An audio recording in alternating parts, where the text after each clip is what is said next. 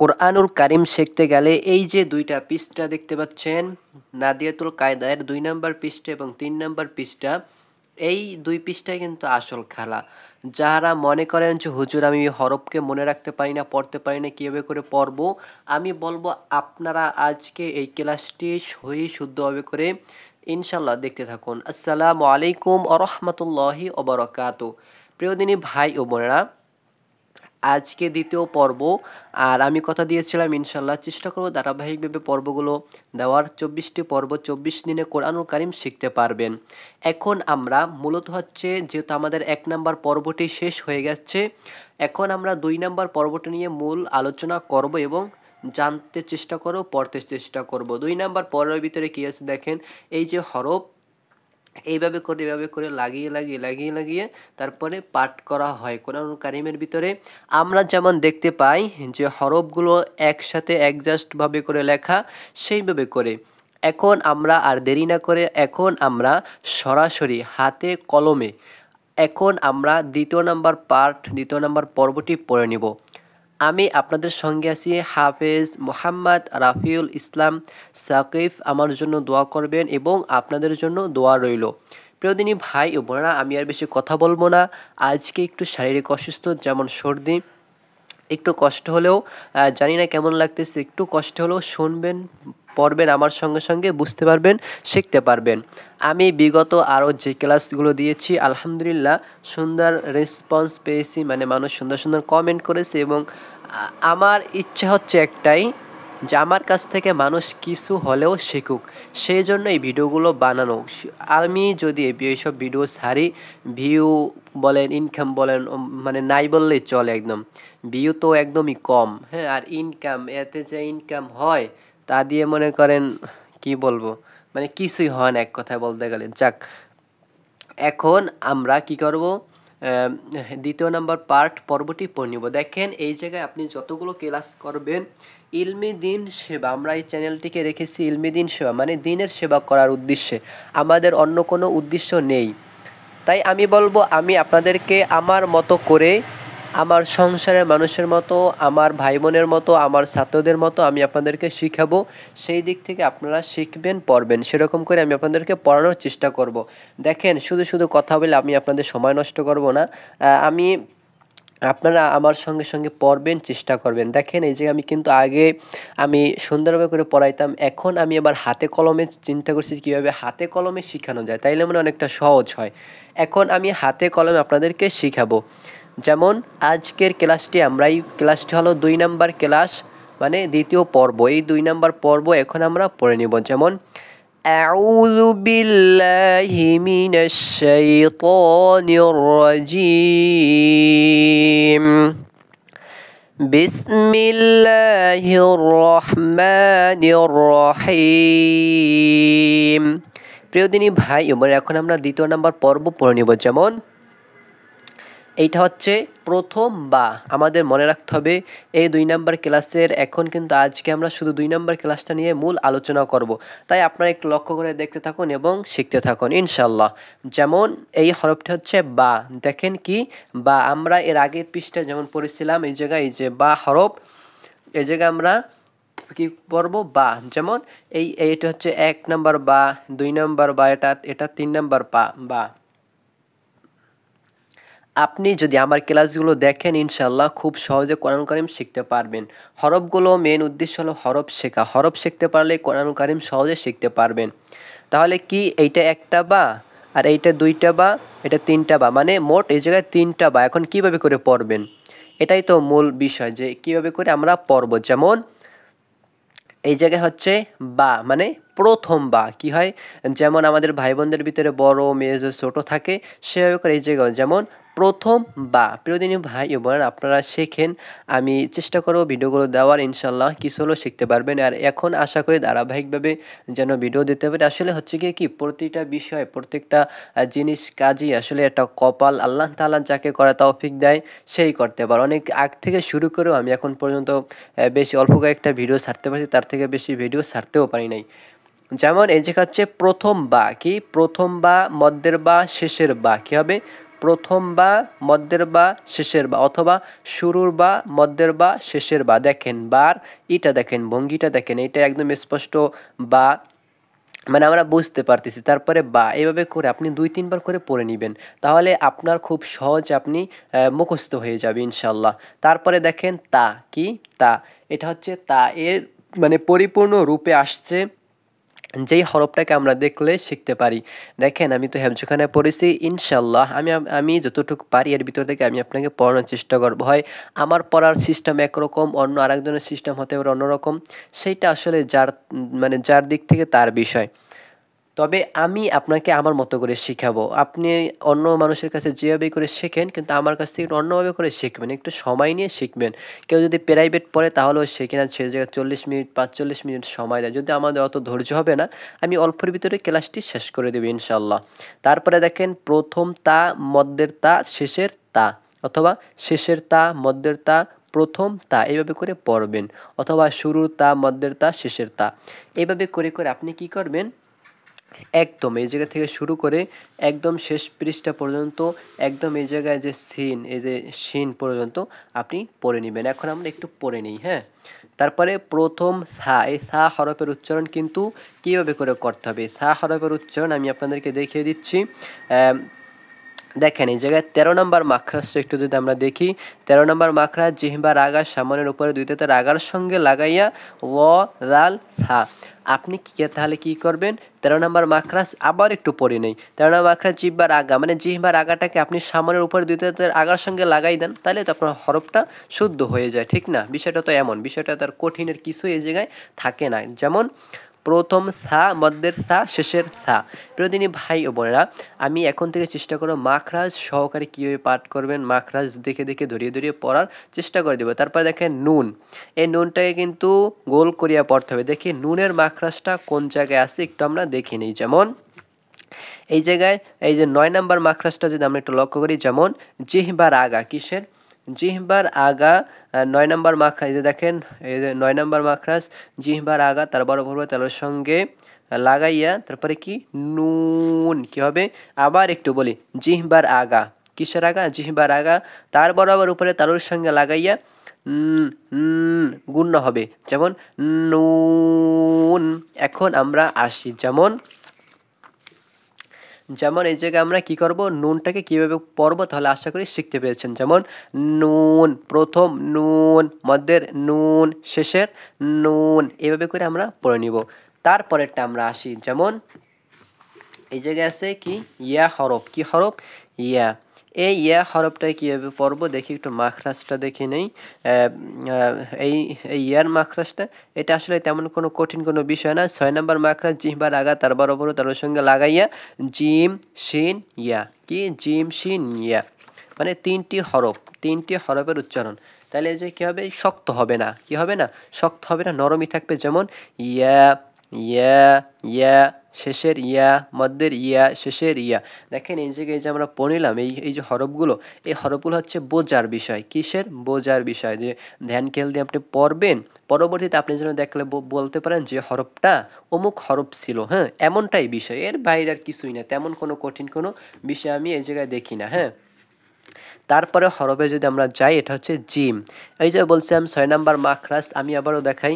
এই যে ৬ নাম্বার মাখরাজ জিহ্বার আগা তার বরাবর উপরে তালুর সঙ্গে লাগাইয়া জিম শিন ইয়া, মানে এই জায়গা থেকে কি ৩টি, যেমন জিম শিন ইয়া।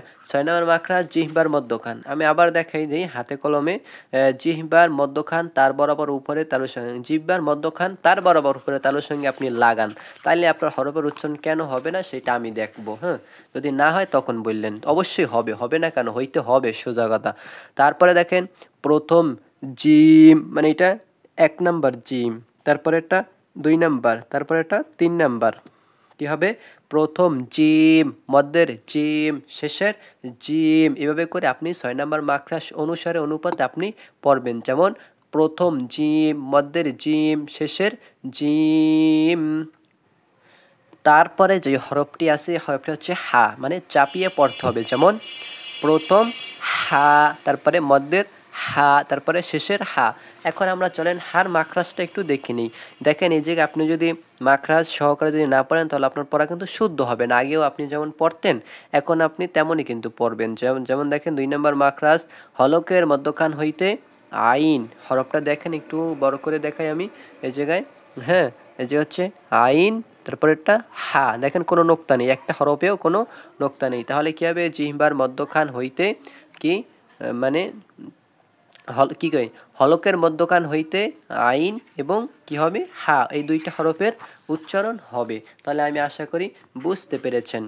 তারপরের হরফটিতে আমরা চলে যাই। যেমন এই জায়গায় আছে কি খ।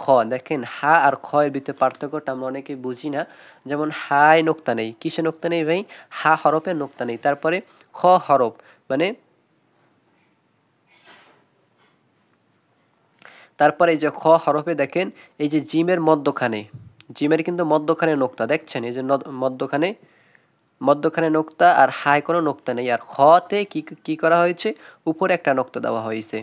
এভাবে করে আপনি চিনতে হবে। দেখেন খর ভঙ্গিটা দেখেন, এই যে জিম হা খ ভঙ্গি কিন্তু একই, শুধু এই নোক্তা দেখে চিনতে পারবেন আপনি যে কোনো জায়গা থেকে। তা না ছাড়া কিন্তু আপনার চেনার কোনো উপায়ই নেই ভাই। এই জায়গায় কিছুই করার নাই যদি আপনি নোক্তা না চিনতে পারেন। বা নোক্তার বিষয়টা আমি আরেকবার বুঝিয়ে দেই। জিমের মধ্যখানে নোক্তা, দেখেন জিমের মধ্যখান অথবা নিচে, প্রথমটা থেকে মধ্যখান এটা নিচে হবে, মূলত জিমের নিচে নোক্তা। কিসে? জিমের নিচে। যেমন এই যে হরফটা দেখছেন এটা কিন্তু সম্পূর্ণ জিম, তো জিমের নিচে কিন্তু নোক্তাটা পড়ে গেছে। এই জায়গায় দেখেন জিমের নিচে পড়ে গেছে, এটা মধ্যখানে, এটা মূলত মধ্যখানে। এটা মানে পড়ার সময় আমরা পড়ি মধ্যখানে, এটা আসলে মধ্যখানে আছে সে বিদায় পড়ি, কিন্তু এটা হবে জিমের নিচে। তারপরে দেখেন হাই কোনো কি নেই, নোক্তা নেই। জিমের নিচে এক নোক্তা আর হাই কোনো নোক্তা নেই, আর খর উপরে এক নোক্তা। কিসে? খ হরফের উপরে এক নোক্তা। তারপরে আমরা একটু দেখি এই জায়গায় যেমন সিন হরফ আছে। কি হরফ? সিন হরফ। এই সিন হরফে কিন্তু কোনো নোক্তা নেই। যেমন দেখেন তিনটা দাঁতের মতো, কিসের দাঁত বলো মানে আমাদের দাঁতের মতোই বলা যায়। সিন, প্রথম সিন, মধ্যের সিন, শেষের সিন, অথবা শেষের সিন, মধ্যের সিন, শুরুর শিন বা প্রথম শিন। যাক, তারপরে শিন। এই যে সিনের মাখরাজটা যদি আমি একটু দেখাই আপনাদেরকে তাহলে হয়তো আর একটু সহজে বুঝতে পারবেন। যদি সিনের মাখরাজটা আমরা একটু দেখি তাহলে এই জায়গায় হচ্ছে এই যে দেখেন জিহ্বার ১২ নম্বর মাখরাজটা যদি একটু লক্ষ্য করি, জিহ্বার আগা, সামনে নিচে, দুই দাঁতের আগা ও পেটের সঙ্গে কি দুই দাঁতের মানে সামনের নিচের, মানে সামনে আমাদের সামনে যে দুইটা দাঁত আছে, কারোরটা মানে অনেক বড় কারোরটা ছোট, যাক এটা কোনো না, মানে সামনের সামনের হ্যাঁ নিচের, মানে জিহ্বার আগা সামনের নিচের দুই দাঁতের, মানে সামনের নিচের এবং নিচের দুই দাঁতের পেট ও আগার সঙ্গে লাগাইয়া কি হবে? সদ, সিন, ঝা, এভাবে করে কি করতে হবে? উচ্চারণ করে করে পড়তে হবে। দেখেন আমি তো একটু শারীরিক ঠান্ডার কারণে, মানে আজকে ঠান্ডাটা আমার আজকেই লাগছে, যার কারণে মানে মানে লাগে, আনইজিং ফিল লাগে এবং ভয়েসটা মানে মোটা হয়ে গেছে। যাক, তারপরে কি হবে? প্রথম সিন, মধ্যের সিন, শেষের সিন, তিনালি পরিমাণ টান দিতে হবে। সিন, তারপর আছে কি শিন। কি হরফ আছে এই জায়গায়? দেখেন একটু লক্ষ্য করলে আপনি কিন্তু দেখতে পাবেন কি হরফ? শেষ, একদম শেষ, এটা কিন্তু শেষ, মানে এই যে তিনটা লাইন আমরা এখন শেষ করে নেব। যেমন প্রথম শিন, তারপরে মধ্যের শিন, তারপরে শেষের সিন, কি হবে? শেষের শিন। এভাবে করে আপনি পড়বেন। যদি আমরা একটু শিনের মাখরাজটা দেখে আসি, চলুন। শিনের মাখরাজ এই জায়গায় কি বলা হয়েছে? শিনের মাখরাজে যেটা বলা হয়েছে আমি দেখাই। ৬ নম্বর মাখরাজ জিহ্বার মধ্যখান তার বরাবর উপরে তালুর সঙ্গে লাগাইয়া কি হবে? জিম, শিন এবং ইয়া, এই তিনটি হরফের উচ্চারণ হয়। এটি কিন্তু আমি সিফাতের কথা বলতেছি না ভাই, আমরা যেভাবে করে পড়ি চেষ্টা করি মাখরাজ, হ্যাঁ, নুন সাকিন, মিম সাকিন, সিফাতের ভিতরে অনেক পদ আছে, ইনশাল্লাহ কোনো এক সময় আমি বোঝানোর চেষ্টা করব। এই সিফাত সহকারে কিন্তু আমরা পড়ি, সেই বিধায় কিন্তু আমাদের পড়াটা কোনো রকমই বলা যায়, কোনো রকম একটু সহিষ্ণু, যত ভালো পারি না আর কি বলা যায়। যাক, তারপরে কি হবে? প্রথম শিন, তারপরে মধ্যের শিন, তারপরে শেষের শিন, এভাবে করে পড়ে নেবেন। কতবার পড়বেন? আপনি যতক্ষণে আপনি পরিপূর্ণভাবে করে নিজের আয়ত্ত না করে নিতে পারবেন, যে আপনার যখন মনে হবে যে এখন আমি যেই জায়গায় দেখব ওই জায়গায় কি করব, এই হরফগুলোকে চিনতে পারবো। যেমন দেখেন আমরা প্রতিটা মানুষই, যেমন দেখেন আমরা প্রতিটা মানুষের মুখ দেখলে আমরা চিনতে পারি যে ভাই আপনাকে অমুক জায়গায় দেখছি, এরকম ভাবে করে আপনি যতবার পড়লে আপনি কি করবেন, চিনতে পারবেন, ততবার আপনি পড়ে নেবেন। এটা আমার ব্যক্তিগত পরামর্শ থাকলো। তারপরে বাকিটা আপনার ইচ্ছা, একান্ত ব্যক্তিগত ইচ্ছা। তারপরে দেখেন কি প্রথম হরফ হচ্ছে সদ, প্রথম সদ, মধ্যের সদ, শেষের সদ। কি হবে, সদের উচ্চারণ যদি আমরা একটু দেখি তাহলে কি যে 12 নম্বর মাখরাজ মানে বলা হয়েছে জিহ্বার আগা সামনে নিচে দুই দাঁতের পেট আগার সঙ্গে লাগাইয়া সদ সিন ঝা। কি হবে, সামনের নিচে দুই দাঁতের পেট আগার সঙ্গে লাগাইয়া সদ সিন যা হরফের উচ্চারণ হয়। তারপরে দদ, এই দদের হরফের উচ্চারণটা কিন্তু মোটা হবে। এটা যদি আমরা 7 নম্বর মাখরাজটা একটু লক্ষ্য করি তাহলে আমরা দেখতে পারবো। যেমন 7 নম্বর মাখরাজ জিহ্বার গোড়ার কিনারা উপরের মাড়ি দাঁতের গোড়ার সঙ্গে লাগাইয়া দদ, কি হবে, দদ এই হরফের উচ্চারণ হবে। যেমন এই জায়গায় আমরা দেখতে পাই কি দদ হরফ, কি হরফ, দদ হরফ। যেমন প্রথম দদ, মধ্যের দদ, শেষের দদ, এভাবে করে পড়ে নিব। তারপরে আমরা যে হরফটিতে আসবো এটা কিন্তু সবাই আউযুবিল্লাহি মিন এরকম করে পড়েন। আসলে এরকম পড়াটাও ঠিক নেই, এটাও একটা মানে গুনাহের অন্তর্ভুক্ত হতে পারে। যেহেতু আমি শিখেছি সেই ক্ষেত্রে আমি বললাম। এই যে কিন্তু আইন, এই আইনের হরফের উচ্চারণ আমরা অনেকেই ভুল করে থাকি। যেমন প্রথম আইন, মধ্যের আইন, শেষের আইন। যেমন দেখেন ফার মাখরাজটা যদি আমরা একটু খুঁজি তাহলে আমরা কিন্তু এই জায়গায় পেয়ে যাব। দেখি তো ফার মাখরাজ এই জায়গায় দেখেন, এই জায়গায় 14 নম্বর মাখরাজ যদি আমরা একটু যাই, একটু লক্ষ্য করেন 14 নম্বর মাখরাজ নিচের ঠোঁটের পেট সামনের উপর দুই দাঁতের আগার সঙ্গে লাগাইয়া ফা। ফা হরফটাকে কি করতে হবে, এই 14 নম্বর মাখরাজ অনুপাত আমাদেরকে মানে উচ্চারণ করতে হবে। নিচের ঠোঁটের পেট সামনের উপর দুই দাঁতের আগার সঙ্গে লাগাইয়া কি করতে হবে, ফা হরফের উচ্চারণ করতে হবে। যেমন প্রথম ফা, মধ্যের ফা, শেষের ফা। এই পৃষ্ঠাটা দেওয়ার মূল কারণই হচ্ছে যে হরফগুলোকে সহি শুদ্ধভাবে করে চেনা, এই জন্যই মানে মূলত দেওয়া। তারপরে দেখেন এই জায়গায় কি হরফ আছে, যেমন কফ, কফ হরফটাকে মোটা করিয়ে পড়তে হবে। যেমন কফ, প্রথম কফ, মধ্যের কফ, শেষের কফ। কফ হরফের উচ্চারণ যদি আমরা যদি একটু চলে যাই তাহলে আমরা এই জায়গায় দেখতে পারবো 4 নম্বর মাখরাজ জিহ্বার গোড়া তার বরাবর তার সঙ্গে লাগাইয়া 2 নোক্তাওয়ালা কফ, 2 নোক্তাওয়ালা কফ। কি হবে, জিহ্বার গোড়া তার বরাবর উপরে তালুর সঙ্গে লাগাইয়া, কিসের, জিহ্বার গোড়া তার বরাবর উপরে আপনি লাগাবেন। দেখেন কোন কফটা, মানে অনেকে কফ আর কাফ এই দুইটা হরফ ভালোভাবে করে চিনি না, যার কারণে আমরা অনেক সময় কাফরেও কফ বলে ফেলি। তাই আপনি কি করবেন, আবার বলি 4 নাম্বার মাখরাজ জিহ্বার গোড়া তার বরাবর তালুর সঙ্গে লাগাইয়া কি হবে, 2 নোক্তাওয়ালা কফ এই হরফের উচ্চারণ হবে।